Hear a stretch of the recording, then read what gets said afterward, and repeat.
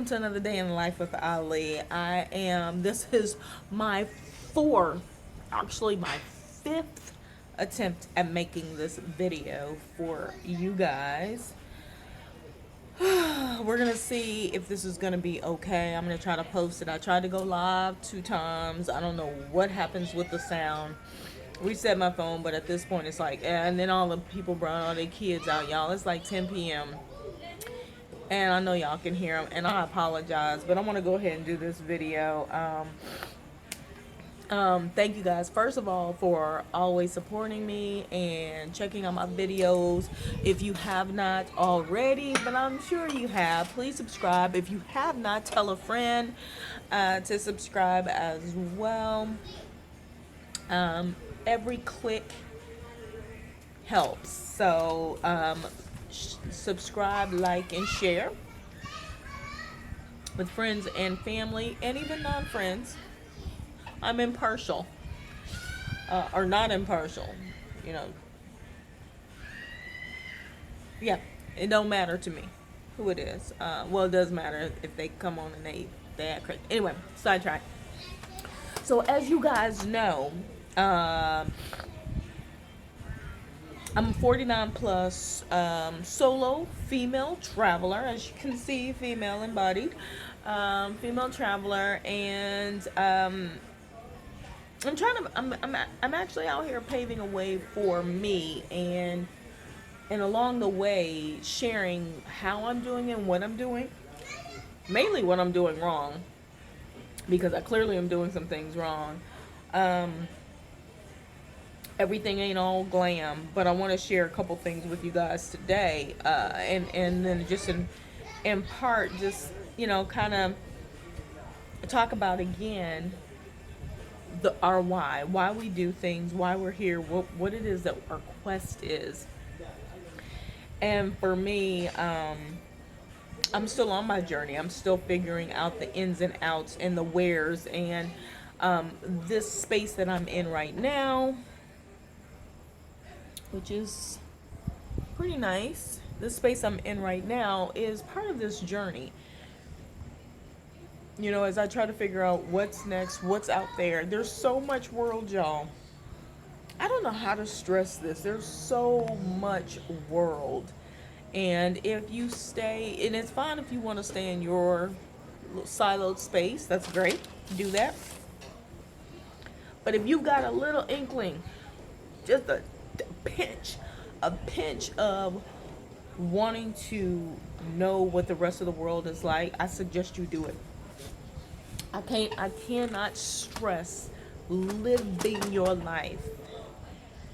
I can't stress it. We can work forever. Put yourself in a position where, you know, you don't wait until you're 49 like myself to start figuring things out and, you know, making other decisions, you know, quitting jobs that you've had forever, and then just figuring out life. A lot of people do it like that. I swore I wasn't going to, and then I did the same thing. Had a little bit of a cushion, but that cushion has run out. And so, but in the interim, I'm figuring out things that I hadn't really planned on doing. Y'all, I apologize for these kids out here at 10 p.m. screaming and hollering. I apologize. But I'm going to make my video because this is what I came out here to do. And so I want to do it. And it was peaceful and it's beautiful out here. So anyway, as we go along this journey, part of it is to figure out how to live, how to manage, how to function. And I know a lot of people do some of these crazy things. We see these YouTube videos where people who traveled 194 countries hitchhiking and stuff like that. That's great, but that's not realistic. That's not realistic for the, you know, 50 to 60% of the people, number one, who are women. And I know women who do it too, but women who are of color. You know, I mean, everybody can't do everything simply because somebody says do something. And one of my friends says this to me all the time. He always says, "Ali, everybody can't do what you do or the way you do it." And I always say, yes, they can. So to clarify that statement, we all can do what we want to do depending on how we stage ourselves and set ourselves up to do what it is that we want to do. And the first thing is determine what you want to do, right? Y'all hear me say this all the time. But y'all know I talk about budget and frugal travel, and there's so much that you could see, and you don't have to spend every single dime that you have, right? I say this all the time, right? And so, and yeah, this little boy right here with all this curly hair, he is so cute. And so, well, he not gonna come over here and be making all this noise. I done moved all the way to the end of this corridor, all the way. He too cute. It's a head full of curly hair. Anyway, I know if y'all don't know already, I love babies. I love when they here and I love when they go away too. Like he just went away, but they just be so cute. They just precious sometimes. Anyway, back to my regularly scheduled program. Yeah, what was I talking about? I don't even remember. Oh, frugal travel. So I'm always about finding ways to do things, and you don't have to be spending 200. On average, so a lot of people when they travel, they're spending 125, maybe $150 a night at places because they think that like that's what you have to spend, or they're going places during peak season, so prices are skyrocketed, so they're higher. And so like you could go on a 5-day vacation, you and your spouse or you and a friend, and y'all end up spending 1,500 to 2,000 maybe more dollars for a 5-day vacation. And that's not really feasible to do. That's feasible for one time a year, yeah. But if you're really wanting to explore the world and get out, most of us have at least 2 weeks of vacation. 2 weeks of vacation can be spread out to minimum 3 trips. If you like doing little shorties, right? Like 5-day, 5-day, 5-day, right? So when I would say 2 weeks, I don't mean 10 days. I mean like 14 to 15 days of travel. So you're talking about like 5-day travel to 3 places, or breaking down smaller trips or longer trips to places further away, and then doing some hopping while you're doing that. I call that air cruising. It could be and land cruising, but there's so many ways to see the world. And my topic today is specifically about Egypt and what you need to know before you come to Egypt. But I kind of wanted to just hit on this travel thing and this notion. Everybody is a digital nomad. Everybody is figuring out how to do this away from home. We've had a year of proving to our employers. I ain't got one no more. I am my employee. I'm an employee to myself. But proving to our employers that we could be just as productive at home. And before I left my job last year, I worked from home for over 11 years anyway. So I was already home based, like I was strictly in the home base area. So I quit my job for other reasons, not because I was stuck in an office or whatever, right? And so,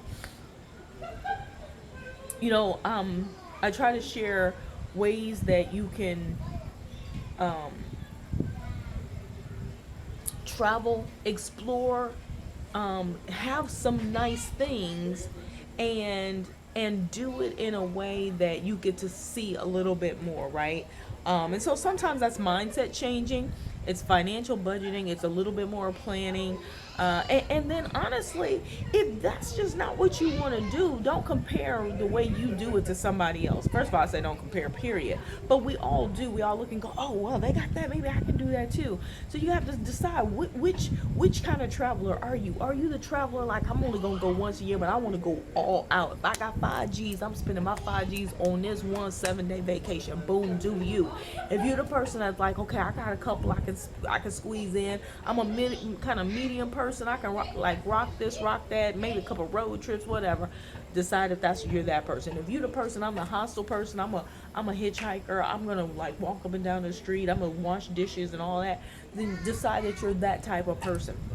But everybody can't be that far extreme end, and everybody can't be this $5,000 extreme end either, right?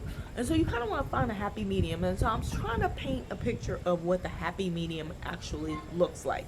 So don't forget to like, subscribe, and share my YouTube channel with your friends, as I share with you guys some awesome tips. Also want to do a shameless plug. I will be part of a it's called DNB50 Summit, happening June 24th through June 26th of this year. So only a few weeks away, you guys. And I'm going to be on with 19 other panelists, something of that nature, talking about people who technically are 40 plus, but I say there is no age limit on travel. If you are old enough to get a passport and travel by yourself, you should be thinking about these things early on, from high school on. Thinking about setting up your life so you can live the life that you want to live. Stop mimicking and copying the things that we see everybody else do that does not work for us. If it don't work for you, don't do it, okay? And the only way you can get away with not doing it is if you start planning in advance the life that you want to live longer term. Don't wait until you're 45, 50 years old and you're tired of it like me. No, that's silly. Start planning at 20. Make the appropriate decisions. We all make mistakes going through life, but don't put yourself in situations that keep you from actually growing when you're saying that you want to grow, right? That's a whole nother conversation. We're not even gonna get into that today. And so I want to talk about the reality of some of these trips and some of this travel, and what's realistic and what isn't, because you know, what is important is understanding what you have access to, how to do it, what to expect when you go, so that you can be prepared when you go. So I'm going to talk about Egypt today, y'all. I have been living in Tanzania for 6 months, almost 6 years. For 6 months, y'all know I've been gone from the States since July of last year. So almost a year, y'all. I've almost been gone a year, and I've only come back for like 11 days since I left. And so I'm like so used to living out of the country. And for me, it's like, in some instances, I can't tell I'm not out of the country until, I get in the mix with people and I'm like, oh my God, things are just so different. They're so different, and you have to adjust. You got to make adjustments, constantly making adjustments. And then figuring out how I'm going to, make money the next month, which would be no different if I lived in the States, simply because I do not have a full-time job anymore, and I have not for over a year, y'all. That's crazy to even say out loud, but it can be done, and ooh, it's tough. So anyway, I wanted to share with you guys a couple things, because I've seen people posting about Egypt and coming to Egypt and experiences in Egypt. And this is my first time. I've always wanted to come here for different reasons, for probably 10, 11, 12 plus years or whatever. And for me, it was reconnecting and understanding, where Black people fit. And Egypt has such a robust history with the kings, the queens, and things that we've even read in the Bible. We read about pharaohs and stuff like that. That's because it's kind of derived from this land, and coming here and hearing the stories and hearing the similarities between Christianity and seeing the things that happen in these temples that Christians and Roman Catholics did. Because they did not like the previous beliefs of the people before them. And I mean, it's just crazy, some of the stuff, And so I wanted to come, and I wanted to feel, and I wanted to engross myself in not only the culture, but just like, what does this feel like, right? And I can't lie, coming to Africa, this is my fourth country in Africa that I've been to, and we do romanticize Africa. I feel like we romanticize Africa as just Black people in general. I know I have, and in doing so, in doing so, it kind of sets you up for potential failure if you don't do a little research. And so I am here to be your research provider, at least to open up some doors to have you think about other things to ask yourself and to start looking for when you're considering going somewhere. So everybody want to go to Egypt. Everybody wants to see the pyramids. Everybody wants to see a couple temples, yada, yada, so on and so forth. We might want to check out the Red Sea, you know, all kinds of things. All kinds of things, excuse me. And so, right out the gate, I want to tell you, there really isn't a mask requirement here. So, first thing right out the gate, you are required to have a PCR test when you come here. Egypt is now, I think, on the red list for the UK, but I think everybody on the red list for the UK. But as you guys can see, I am far away from anybody here, as I always am, everywhere I am. Here and there, maybe I might be around some people. I was on a cruise for 3.5 days, and so I was in closer proximity to some people, more so than I have, or have tried to be normally. But I want to share that so that there's no culture shock. Bring your masks, of course. I actually have them in some of the places we visited. They require you to have a mask when you come into the when you come into like the security area, and then you can take it off when you leave. So it's really weird. It's like a mask thing without it being a mask thing. So FYI, I want to share that with you. Number one. And you still have to have a COVID test when you leave, or where typically pretty much anywhere you're going. Maybe Costa Rica's in requiring one. I know. Please pardon me. Mexico is not requiring one, y'all. It's almost 10 o'clock my time, and I've been gone all day today out here in this hot sun. So you guys know I've been in Tanzania for 6 months, and I decided to come to Egypt. Number one, because of proximity. I'm really close, and like I said already, this has been a place that I've been wanting to come to for quite some time. And so the opportunity presented itself, and so I jumped on a flight here a couple of weeks ago with the intent to stay, for a few weeks and that kind of thing.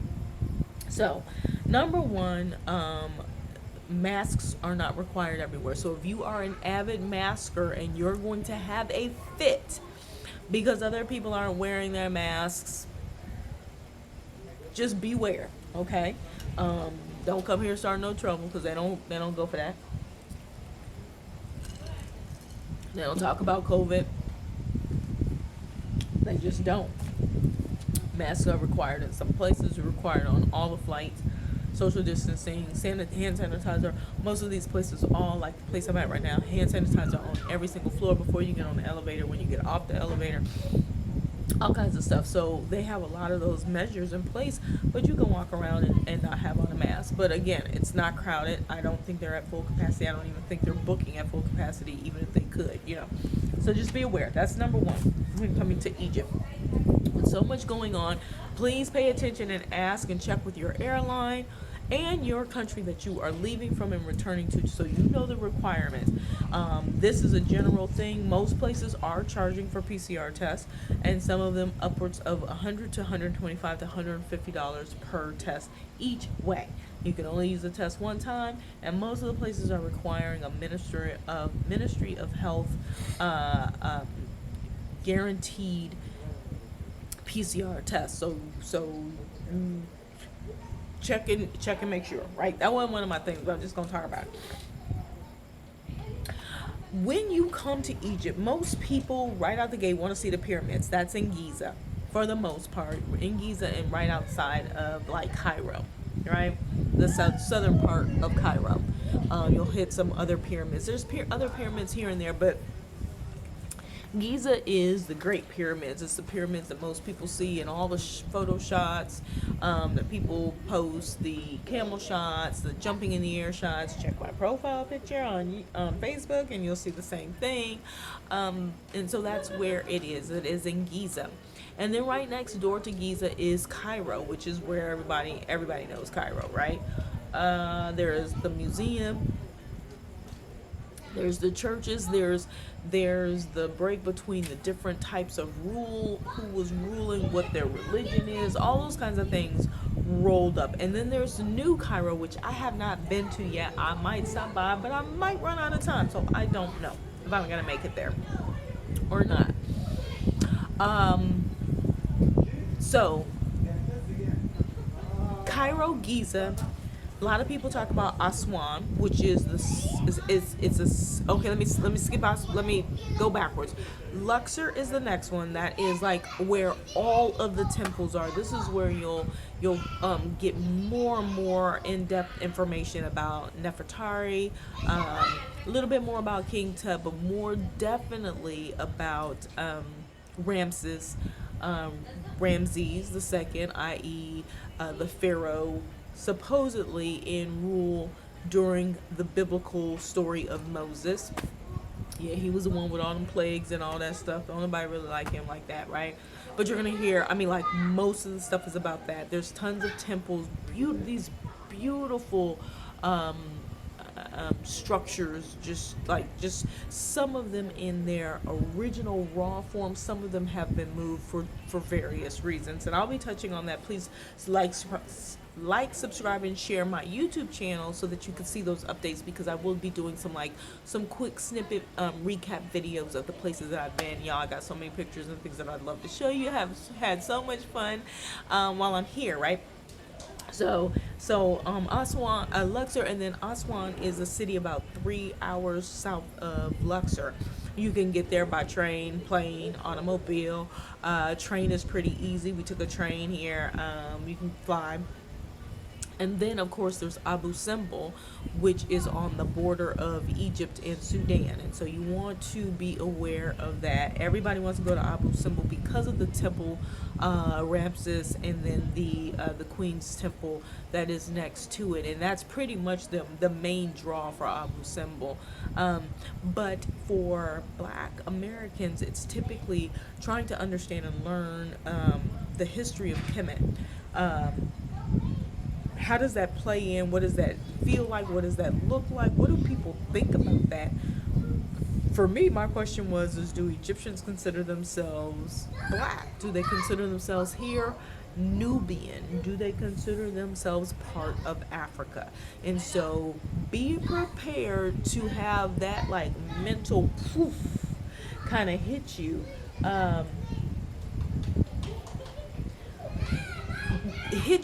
And so just know, like anything else, there's some people that recognize and some people that do not. I will say more people than not recognize or consider themselves African, number one, as well as Nubian. They will say cousin if we are the same complexion, and, yada yada.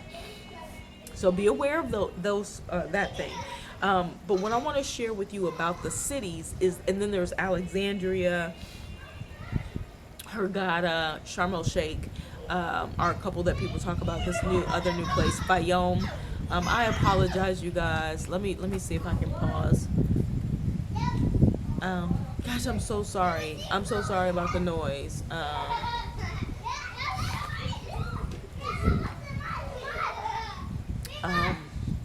Hold on. Okay, you guys, I'm so determined to do this video, and I promise there's been one thing after another, so maybe I wasn't supposed to do it. I don't know. Anyway, okay, so masks are not necessarily required everywhere, number one. The cities, knowing and understanding the cities, they are distances like three plus hours apart. So you could either fly to them, you could drive to them, or you could take the train. We took a train from Luxor to Aswan, 9:30 p.m. to 1 a.m. in the morning. Everything was set up. I'm also going to share with you guys who I use for my travel arrangements, kind of on a whim, and it was a blessing. Everything worked out greatly, and they were so receptive to feedback and wanting that feedback and stuff. So I'm going to share that with you guys as well, and you will get like what I consider to be people who are very honest, and you know, everybody has to make money. Keep in mind that most of these places that we're traveling to are tourist based cities and countries, and so we have to remember that. Like, we can't forget the fact that most of these people survive solely off tourism. But it will hit you, because if you are one of the few people traveling, then they are hitting you like boom, boom, boom, bricks. So that brings me to my next thing. So one, masks are not required everywhere. And that the cities, the distance between the cities is like great. So you want to be able to, you want to plan as much as possible. This is that looking up, doing a little bit of research, and knowing why you're going, where you're going. Um, this is gonna be like a two-part thing. Giza is, I hate to, I'm sorry to say it to my new Giza family. It's dirty. It's everything is tan because of the sand. It's a city, and everything. I mean, no offense, but there's garbage everywhere. Okay. Um, whether you're in Giza or Cairo, you're gonna see this.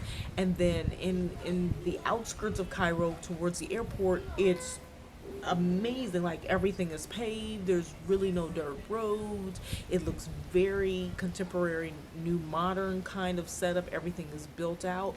But when you go inland and you hit them downtown areas, whoa, it's something to be reckoned with. Just don't wear your good shoes. Don't wear white shoes, and just make sure you cool with having to wash your feet, right? Uh, so with that, one of the things that you need to be aware of is street peddling is allowed. It is allowed, and it can potentially ruin your trip if you are not prepared for it. So either, if you're the kind of person that's compassionate and you like to buy things and give money or whatever, be prepared. Have some change in your pocket and stuff, because people are always going to approach you. But be mindful. This one of the things that I'm learning everywhere that I am going. I'm experiencing. I shouldn't say learning, because I kind of know this already. Is don't engage with people randomly. There's a lot of tactics that are used here. One is people saying, "Oh, only for $1, only for $1," and as soon as you touch it, they want some money from you because you touch something, or you listen to them. If somebody walks up to you and starts trying to tell you the history of something, and you don't have any money to give them, stop them. Stop them. Now, you know, no, thank you, no, thank you. La la la la la is no. Ash ash ash ashkura, I think, something like that is thank you. Ashkura, ashkura, ashkuru, something like that. Y'all, I'm so sorry. I thought I knew the word. I just like had a brain fart. Um, and or you just simply no eye contact, move along, and that kind of goes against, you know, meeting people, getting to know people, and experiencing people. But the thing is there's a nucleus of people that you can do that with, kind of sharing and spending time as like your tour guide. That's some people arranging things for you, people that you meet in these groups if you want to meet up with them and stuff like that, where they can share information with you. So you want to be mindful of who you're spending time with, who you're talking to, and just engaging when somebody walks up to you. If you show interest in something, they are going to hound you. So you got to have a good game face. So work on your chess, your poker game face before you come here, because you're going to need it. And don't feel bad. Just don't be disrespectful. I can smile and everything. Sometimes I don't even have a smile because the harassment is like so great. And I don't even consider harassment. I consider like personal space. Get out of my personal space. Like, you could be walking and they will walk right into you. And I'm just like, you will never get me to buy anything from you from doing it that way. And sometimes you can explain that to them if they speak English, and I think most times they are very receptive to it. Now, what they call me in Arabic when I walk away, y'all, I don't even know. Guess what? I don't even care either, because I didn't spend my money there. So just FYI, pedaling is allowed in places everywhere where there's a tour. They force you to pretty much walk through where everybody's selling the same things. You're going to get hounded, all those things. One other thing I will tell you, and this is not to denounce your heritage or anything like that. Anywhere you go, Anywhere you go where people totally rely on tourism and you know that that has been shut down for a year, do not tell people you from America. Don't do it. Don't do it. You're setting yourself up for imminent failure because for whatever reason they think everybody that's from America got money. It don't matter how grungy, grimy, whatever you look, they think that you got money. So I'm in Africa and I know I'm African and I say I'm from Africa, and they're like, "Welcome back, sister," what you know, and all that, and "Welcome back, cousin," and stuff. And I find that I do that even in Africa. I don't say where I'm from because they go American, American, and you wonder why do they say that? Why do they sing? They don't say UK, UK. They don't say British. They don't say ooh German, ooh Russian. They don't say that. They don't say that. They, for whatever reason, pinpoint American. So just be aware of that. Find you an alias and roll with that if you don't like to be bothered. Some people like to go back and forth, talking about this and that, bargaining and haggling for different things. Do that. If you got gifts that you want to give some people, haggle away. Okay? You're going to have to haggle way down. But there's going to be some haggling. So that's people, peddlers, and kids too. Kids just come up and beg. They just come and beg, and they do this. They do this for food. They don't want food. They want money. Just ignore them, or tell your guide that, hey, I don't want to buy anything, and I don't want to be harassed, and they will tell them to go away. Right? Yeah, they will tell them to go away. So you kind of have to have those conversations. So in lieu of that, have a guide. You could walk around without one because we did it late at night one night, and it was an experience. I'm going to share that as well. But for the most part, I would suggest have a guide with you because they can kind of navigate, especially if you're trying to go and buy things that aren't like normally priced in the store, right? So if you're like at these little side markets, because they don't have big stores like Walmart's. They have a store called Carrefour, but I didn't even go in it, but I understand it's basically just a big supermarket. They don't have like accessories and clothing and all of these other things that you would find like in a Walmart. So they say they told it like it's similar to Walmart, but it really sounds like it's not. You still have to go to the neighboring stores and shops to get like nail glue and all kinds of interesting things.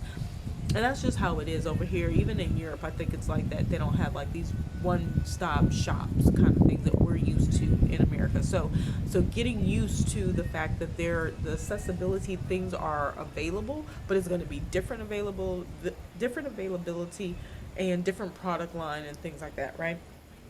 So peddling, peddlers with kids, people selling you things, your good game face, no mask wearing, and realizing that each one of these cities is sometimes drastically far away from the other. Okay, I want to give you guys some cost breakdown so you understand. So a lot of times we'll say what the USD equivalent is to their dollar. So they spend Egyptian pound here, and it's like 15.5 pounds to 1 USD, right? So I'll equivocate that for you. So let's say something costs you 500 pounds. That's about $30. So an average night in a nice hotel. So the first hotel I stayed at, it was in Giza, and it was called Pyramid Eyes Hotel. That hotel was $26 a night, I think, was my first room. After they add their fee in, it was like $32. I upgraded to a pyramid view room, which was $14 more, so that's like $46 a night. So it's really inexpensive. So that would be somewhere around 500 to 650 pounds, right? Something like that. So that gives you an idea, and that would be considered like a 3-star hotel from the amenities on the inside.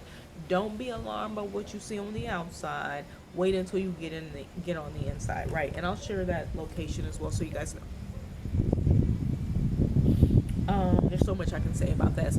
I would say in terms of pricing and stuff, since we're talking about hotel costs, what I will say is I feel like tour prices are equivalent to what you see in the U.S. They're kind of high. Maybe that's because tourism has dropped, so the people who are coming, we're kind of making the ends meet, I will say hotels are a good value.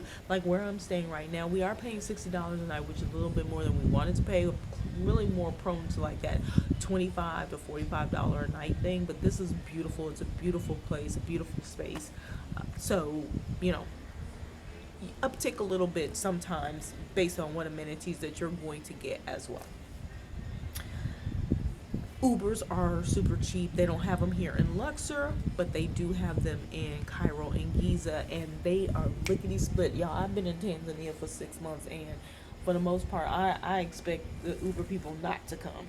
Here, you don't even call if you're not ready to walk out the door, because they like here lickety split. And price wise, you will find that the Ubers here are $2, $3, things of that nature, right? Really inexpensive. Even to the airport, an hour drive will only cost you about $10-15 from Giza. And if you get a driver can cost you $25 on up. So just be mindful of those types of things. So some things are high and some things are average. Also, I'm going to tell you, since we were kind of talking about tourism, we're talking about dollars, thing that you should know before you go is, if you're doing a tour, most of the tour guides, even if it's a one person, a private tour, they have a driver and then they are the guide. And so there is an expectation that you tip both, and they expect that tip. People say all the time, don't tip. I've gotten teased many a times, oh, you definitely are American because only Americans tip. Because in the European West, they don't tip. That's just not something that they do.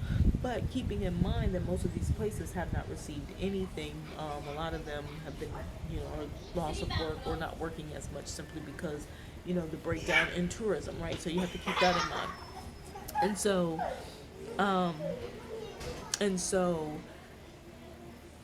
understanding that, so you could spend quite a bit in tipping. So let's say like their bills come out. I don't know if I have any. Let me see if I have some bills with me.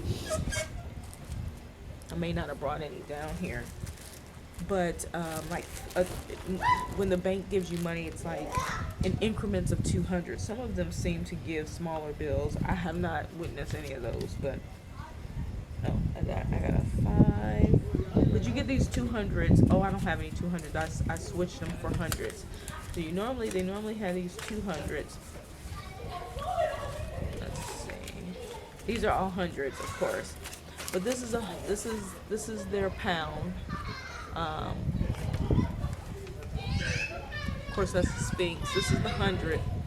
They have a 200. They have a 20, a 10, a 5. I got a 5 somewhere, a 5, and then they have some coins. They have a coin that's £1, and a £1 coin is like 1 penny to us. It's about equivalent to a penny, or less. And this is the 5 that has one of the temples. This may be the Citadel. No, this is not the Citadel. It's one of the temples. So anyway, that's kind of what their money looks like. But one of these 100s is $6. It's about $6.50 equivalent, right? So this handful is 6, 12, 18, 24, 30. This is equivalent to $30 basically. Okay, let me tell you how fast this money goes. So let's say you have a driver, you have a tour guide, and you want to tip them, or you're tipping, let's say somebody's helping you with bags, or somebody comes and speaks to you. Everybody wants money. They all say they can tell you where to take a picture, and they want money. They can be sitting by the bathroom and say hi when you go in the bathroom, and they ask you for money. You can say no. Sometimes I kind of get a little agitated. And I go, why? Like my driver, my tour guide today, he was like, oh, the restrooms are right there. You can tip them 5 Egyptian pounds. I said, for what? Like, you don't have to succumb to things. And my tour guide, he was like, I just like you because you are a strong woman. I go, we were talking about something else at the time, but because he was trying to get me to go on a tour that I didn't want to do. I don't want to spend the money on that tour. That's not what I want to do. And you can't make me do it. And so I'm big on why. Why are you begging me for something? If I want to give you something, I'll give you something. But just because you're sitting around or you don't have they they they will these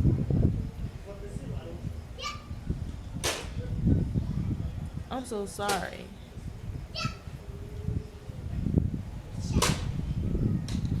Okay, let me finish up this video so I can.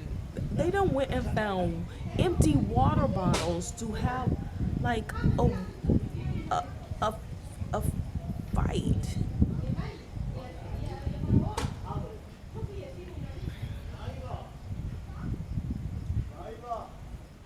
I can't move any further away at this point. I'm like all the way at the end. Um. Okay. Okay. Um, so be aware of that. Be aware that you're going to get these types of things. Is know that these additional costs are going to come, and there's an expectation that you tip the driver, you tip the tour person, you tip the bus driver, you tip the person sitting in the door. You don't have to do anything you don't want to do. And some of them, when you give them money, they'll look at you like, what, this all, you ain't got no. And they'll ask you for dollars. Like here they want USD because that's more valuable than their pound. So just FYI, just be aware of that. You don't have to do anything, but please budget. Every single day that you have a driver and a guide, you need to ideally tip them both, right? So allocate to yourself an extra $300 a day. Pounds a day. 300 pounds a day comes up to like $18 to $20 basically a day that you're wanting to that you're going to be tipping somebody. And you don't have to do that much. You could strictly stick with the 12% because they automatically charge 12% pretty much on every bill. So FYI, there's a service charge that is automatically tacked on to most everything and every place that you go. There's so much I can say about Egypt, and I'm going to try to do it in the videos that I post. Couple other things that you want to know. Dress code, y'all. Dress code. If you're coming here as a woman, and I hate to say this, but we are still oppressed. We are still viewed that, you'll see a lot of the very conservative, everybody's kind of covered and stuff like that. You'll know who the tourists are because we are not. We walk around with our shoulders out, but I'm at a resort. I also wear my tank tops too, and I mean, it's just like, okay, it's hot as bejesus. It's 103 on a calm, unhot day. You hope that there's wind blowing. It does not rain here. They rely heavily on their Nile River to support, and then the lakes that they made, things like that. But be mindful. If I'll get up and I'll show you what I have on today. So I have on kind of a short dress that comes above my knees, and it's a tank, and it's flowy, so it's not tight or anything like that. But it is short, it's above my knees, and my shoulders are out. That's just not something that they're used to seeing. And if you want to respect the culture, ideally you're supposed to cover up your shoulders and have your knees and stuff covered. Most of the tours are tourists, and they know it, and so there is a little leniency given there. So, but just be mindful, because that's also a reason why you get targeted. Of course, for the most part, they can tell that, whether or not you're a tourist or not. But like, even with me, I think they're not quite sure. Most people don't necessarily think American unless I speak. But even but a lot of times they ask me if I'm from South America or UK, and I'm like, well, I know I don't sound like the UK because I only know Wata, Tomato, and Lift.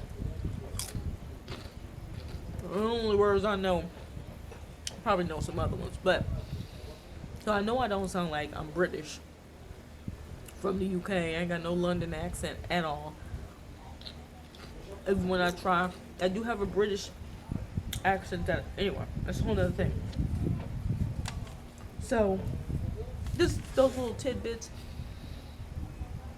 Be mindful of what you wear, because it draws attention. And I'm gonna tell you, everybody your cousin here and everybody want to get married. They also can marry. Men can marry up to 4 wives, legally marry 4 wives. But you will see that people have girlfriends. People have lots of girlfriends, lots. In a lot of these Eastern countries, this is just a norm. So get used to that. A couple of things to remind yourself. and even your tour guides will tell you this, do not engage in conversation. And anytime one of them talks to you, they want something. I posted a video today of me driving the tractor, and the guy asked me if I wanted to sit in the front seat. Of course, I wanted to, and as I got in, I knew I was going to have to give him some money, right?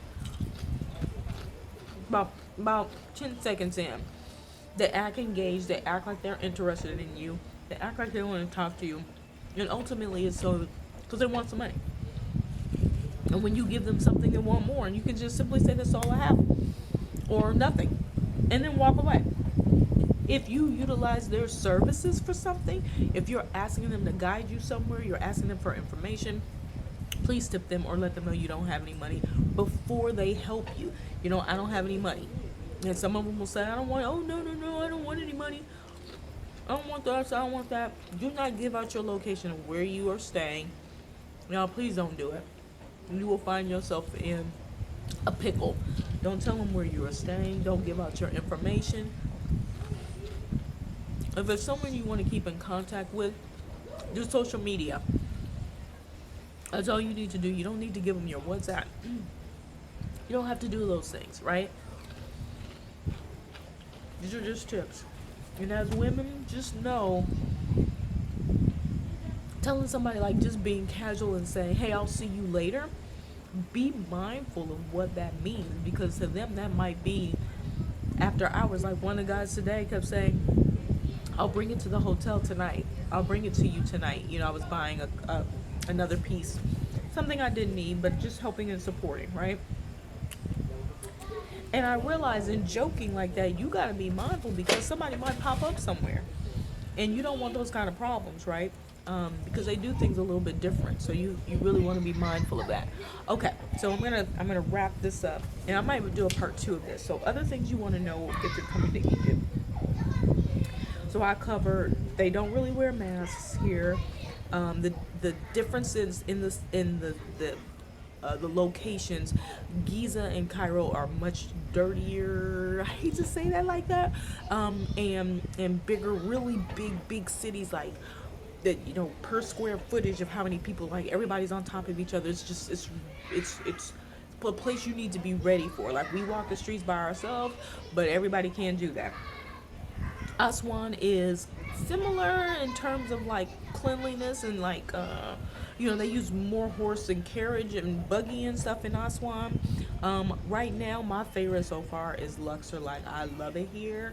I've only been here since today, and we were here a couple of days ago before we got on the boat. But it is like completely modernized in terms of like all the streets are paved. It's much more quiet, so much more quiet. You don't hear people driving up and down the street honking horns all day. You will hear that all day and night in Giza and Cairo, and it is painful, to say in the least. And Abu Simbel is just a small town. You wouldn't necessarily stay there. I'm just, you know, pretty much you go to see the temples and you bounce, right? I talked to you guys about peddlers, tours, and tipping. Some of the costs, as well as the conversion rate for U.S. to Egyptian pound, and what that actually translates to when you're buying things. So if you guys have other questions, like, oh, you know, I want to buy a Burger King, you know, they ain't got Burger King, they got McDonald's here. You know, I want a pizza, or I want, you know, what does that normally cost? You know, if you want like little things like that, I could kind of tell you some of those things, right? You can also look it up. You can like Google. Go to your maps, go over to Egypt, select something, and then click restaurants or click hotels, and then just start clicking on them, and you can actually see what the cost is, and you can like start doing your own comparisons to see if these are places that you would stay, what amenities they have. Please check my video. I'm going to post where I'm staying right now, what amenities they have and what the cost is, and you can kind of do a nice little gauge to see price wise what is feasible for you, right? I talked about clothing and attire. If you want to be westernized, stay in a resort. Stay in the resort. You can eat here. We got a couple restaurants. We got bars. We got happy hour. There's 2 swimming pools here.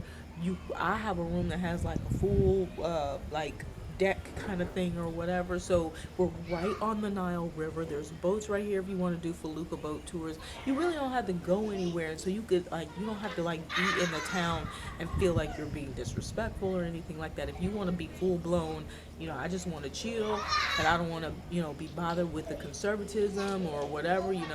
Like I'm not saying that like you don't want to respect the culture, but if you're like I just want to chill, I want to think about all that, stay in a place like this where you're not walking around disrespecting the culture, right?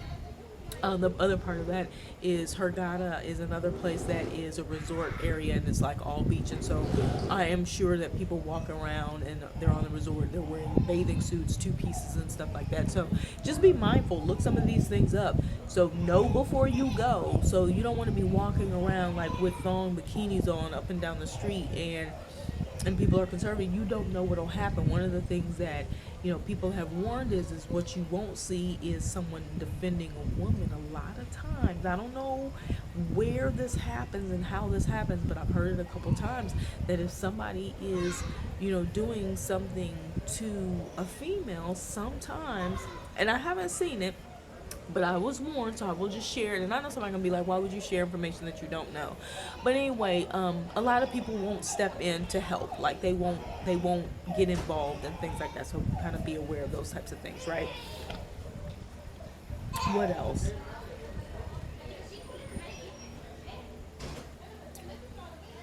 Oh, I wanted to say something about the tours too. Be aware when you take these tours, the prices just change, they just vary. I talked to somebody who did the same exact pyramid tour that I did. I did 85.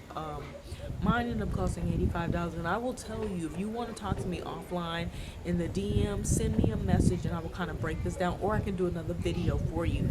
But like what to do and what to pay for and what you're actually gonna get. Because some of these places and some of these tours, I was completely disappointed. There's all this upsell, and most of the time, all they're doing is taking you to shop. And I've told my tour guides from now on, do not take me anywhere where the expectation is for me to shop. That is not what I came here for. I understand people want to make money and things like that, but let me do it on my own time. Don't charge me $50 for a tour, and all the tour is shopping at some like bazaar like thing where everybody has the same stuff, right?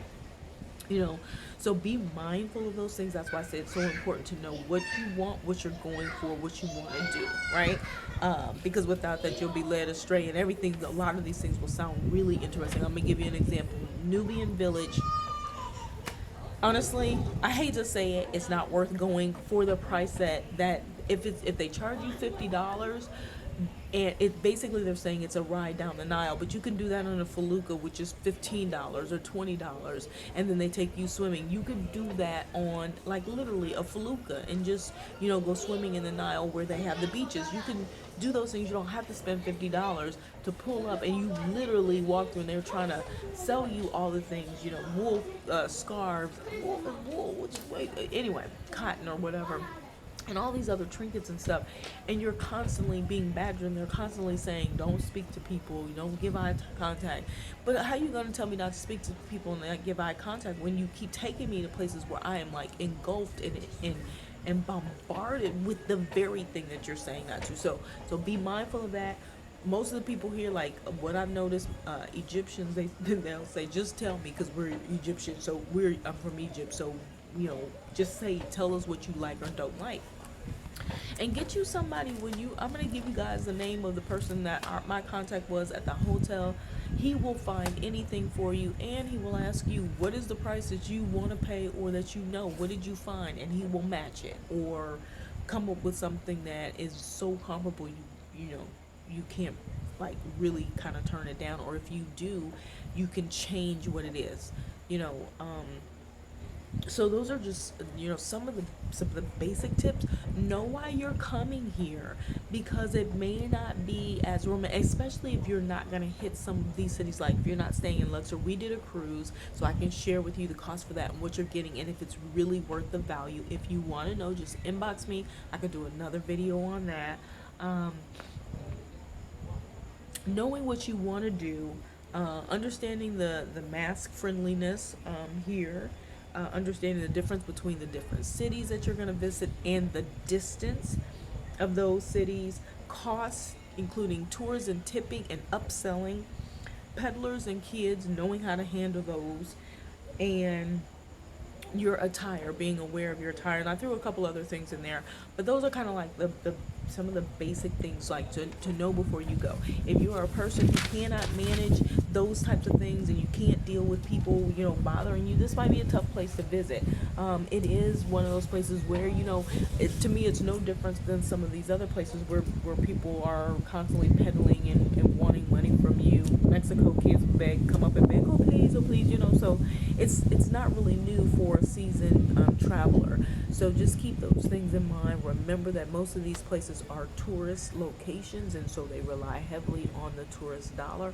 So do it with kindness as much as possible. If you have to kind of really be direct and push back, still do it with a little bit of kindness. And at the end of the day, if you just keep walking, try to have a guide if you can, but if you just keep walking, they will get the message. They will get the message, you guys. And you can have an enjoyable trip, an amazing time, and still see some beautiful historical pieces. I'm hoping myself that I get to go on a Kemet tour led by people who are knowledgeable in that era and understand that history. I would love to hear it from another perspective. So, and maybe that's my last thing I'll leave with, is that a lot of the historical, a lot of the tours, a lot of the things a lot of it's told from one perspective. And we know that there is also another side, because we know that there's another people, the Nubian people. When they say Nubian, I'm thinking of it being, black people, not darker Egyptians. And so what you're looking for, for the most part, we're actually looking, where's the Sudanese people at, where's that mixing come in and that kind of thing. And so wanting to know the truth and really feel that, a lot of times you have to make sure that you're getting the information from people who view and value the fact that there's multiple sides to how all of this stuff came to be, how these pyramids and how these temples were built, and that there is a history of black, not just darker skin, melanated skin, or whatever they call it, cousin skin and all of that, Nubian skin. But there are actual black Africans who have historical kind of relevance in the royal realm, of not just this country but others as well. So those are the kind of things that I want to share with you guys. I went over because y'all know I am loquacious, and so I like to give a lot of details. I'm sure I have missed a few things, but I think those are some of the key points. If there's something else that you've heard of or that you're interested in, if you're interested in specific tours, that I'm gonna actually jot out like the price for everything that I've spent here and what that costs, let me know, and I am more than willing to share with you guys, because I personally would say come here. It's critical, but know why you're coming, right? So that you at least can plan to go to the cities that are gonna most effectively suit what you're looking for and your needs, satisfy your needs. Okay, you guys. So please remember to subscribe to my YouTube channel. Subscribe, like, and share as much as possible, and then be in tune for what I have coming up next, what I'm going to show you from my trip here in Egypt, and hopefully you guys will like that. And you guys know the drill. I don't think there's anything else. I was trying to think if there was something else I was going to tell you, but you know the drill. I'm going to get out of here, you guys. Toodles and noodles. This is peace and hair grease. Bye, guys.